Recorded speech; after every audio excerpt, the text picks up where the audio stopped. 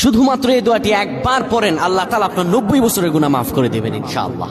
আপনার 90 বছরের গুনাহ মাফ হয়ে যাবে শুধুমাত্র এই দোয়াটি যদি একবার পড়তে পারেন। আপনার ভাগ্য খুলে যাবে, রিজিকে বরকত আসবে, মনের ন্যাক আশা পূরণ হবে, আল্লাহ আপনার সব দোয়া কবুল করে দিবেন। সুবহানাল্লাহি ওয়া বিহামদি।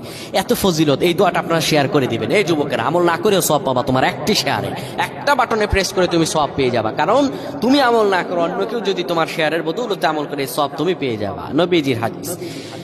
আমার ভাইয়েরা, আল্লাহর কাছে দোয়া করা, আল্লাহর কাছে দোয়া চাওয়া, এটি হলো মুমিনদের কাজ। আমার আল্লাহ বান্দাকে বলেন, বান্দারে উদউনি আস্তাজিব লাকুম, আমার কাছে চাও, আমার কাছে চাইলে আমি আল্লাহ তোমাকে দিয়ে দিব।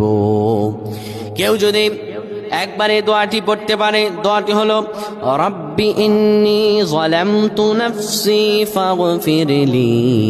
কেউ যদি এই দোয়াটা একবার পড়তে পারে, আমার আল্লাহ তাআলা তার